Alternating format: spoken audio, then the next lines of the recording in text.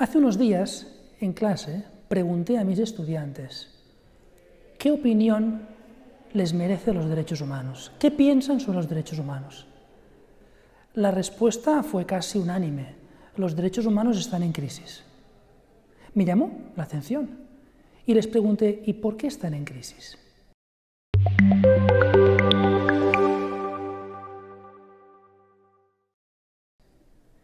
Claro, ahí las respuestas fueron más variadas.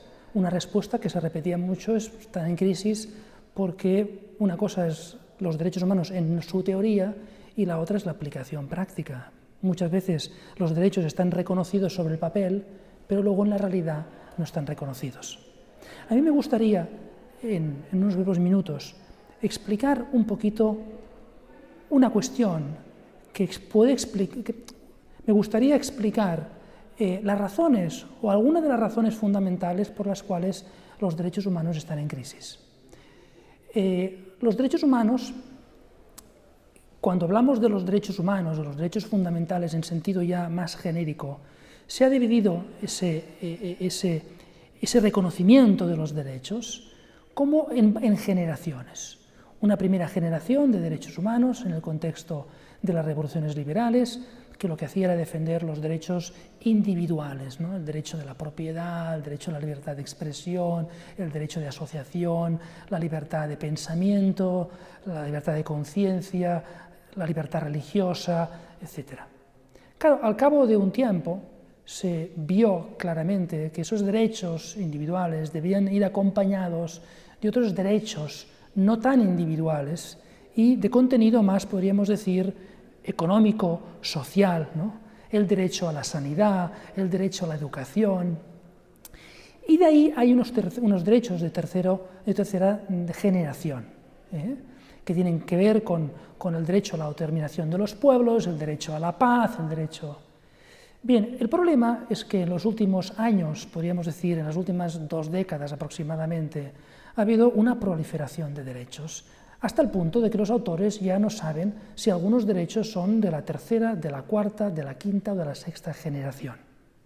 Es decir, que ha habido una inflación de derechos que ha llevado consigo una devaluación o una, podríamos decir, banalización de los derechos. ¿Esto a qué se debe? Bueno, esto se debe, pienso a mi modo de ver, eso se debe a que incluso en los mismos redactores de la Declaración Universal de los Derechos Humanos de 1948 dijeron o reconocieron que se habían puesto de acuerdo con respecto a unos cuantos derechos, pero que no había unanimidad con respecto a cuál era el fundamento de esos derechos, cuáles eran los límites de esos derechos y cuál era el alcance de esos derechos. Esto, de alguna manera, ha propiciado un crecimiento exponencial de los derechos, porque todos los derechos, desde la perspectiva histórica, desde su reconocimiento, han tenido sus defectos, sus inconsistencias. Los derechos fundamentales, por ejemplo, se decía que había unos derechos inherentes, unos derechos naturales que defendía John Locke y otros filósofos y políticos de ese momento, pero sin embargo se reconocían esos derechos fundamentales, pero había que hacerlo compatible con la soberanía nacional. Y la soberanía nacional suponía que la ley era expresión de la voluntad general.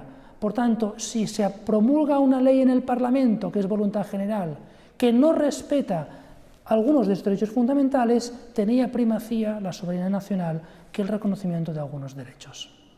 Claro, esto, con el paso del tiempo, lo que ha suscitado es lo siguiente.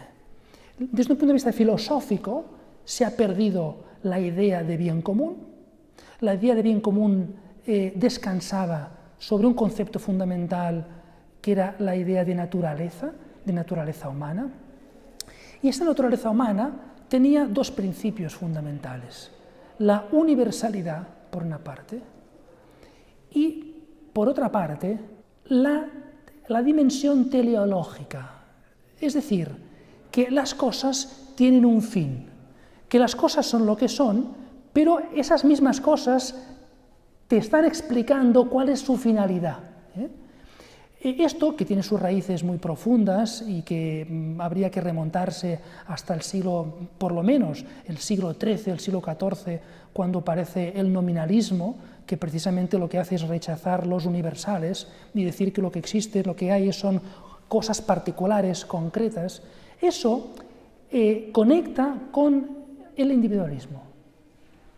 Y en ese contexto, lo que ha sucedido con los derechos humanos es que actualmente hay derechos, en primer lugar, que no son humanos, porque se refieren a otras realidades bastante ajenas al ser humano, como puede ser pues, el clima, como puede ser la flora, como puede ser el planeta, como puede ser los derechos de los animales. Esto se han entendido como derechos. Yo personalmente pienso que esto realmente no son derechos, eso son obligaciones que tiene el ser humano de cuidar el medio, de cuidar el planeta, de cuidar los animales, de cuidar la naturaleza, pero se ha enfocado como derechos. Y luego, junto a esos derechos no humanos, que no tienen nada que ver con el ser humano, se han también introducido derechos que se podrían denominar inhumanos o poco acordes con la naturaleza humana. Yo a esos derechos los denomino derechos deseo. ¿Y por qué los denomino derechos deseo? Porque son derechos cuyo principal fundamento o apoyo es la voluntad del individuo de poder gratificar un deseo que tiene.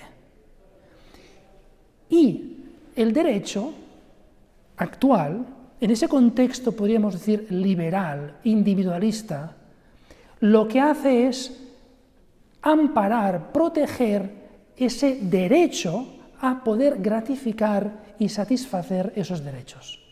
Normalmente esos derechos deseos tienen que ver con dos ámbitos. Un ámbito es el derecho a la vida y otro ámbito es el derecho a la libertad sexual.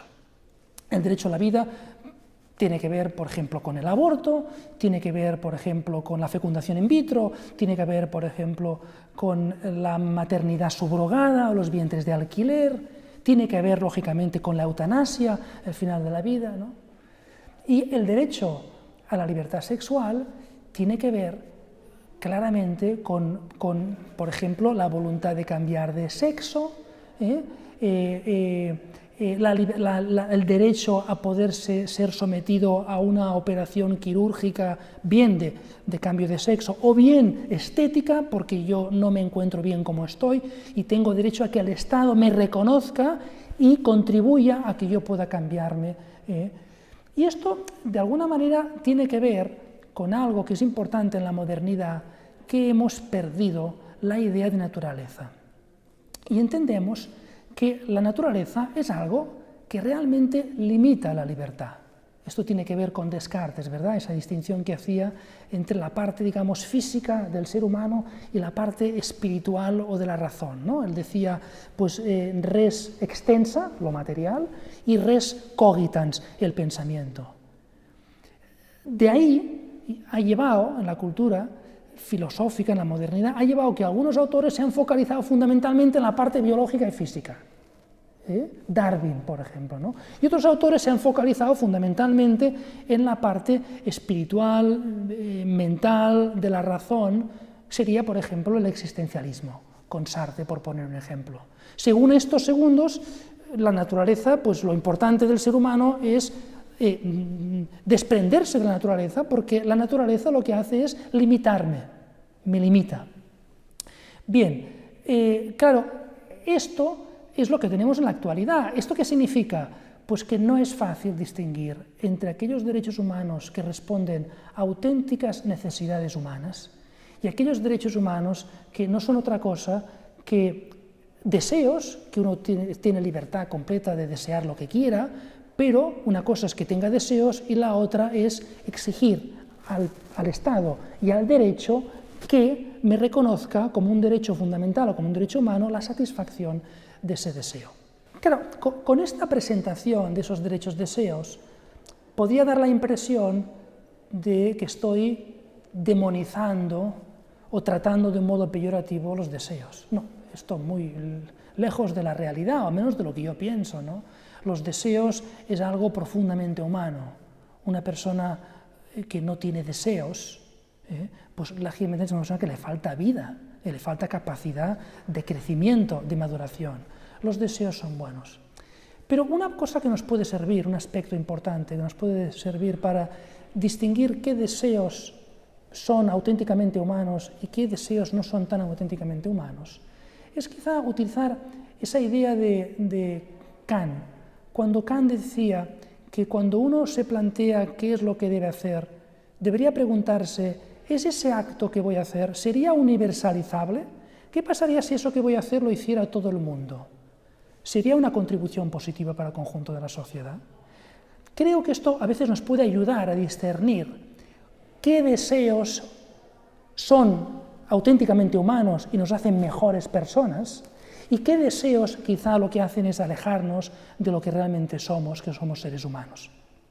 Otro aspecto fundamental, creo, del tema de los deseos, y que a veces se ha considerado de un modo insuficiente, es que en el fondo lo que queremos es, el ser humano lo que quiere es ser libre. Pero no siempre la gratificación de los deseos lleva a la libertad. Por tanto, aquí me remito también a otro concepto que está muy presente en la filosofía kantiana, ¿no? El tema de la autodeterminación. Cuando resulta que uno, siguiendo un deseo, es consciente de que no es capaz de contenerse, quizá esto lo que nos está diciendo es que la gratificación de esos deseos no nos hace más libres, sino que nos hace más esclavos precisamente de esos deseos. Al igual que hay deseos mejores y peores, al igual que hay también inclinaciones mejores y peores.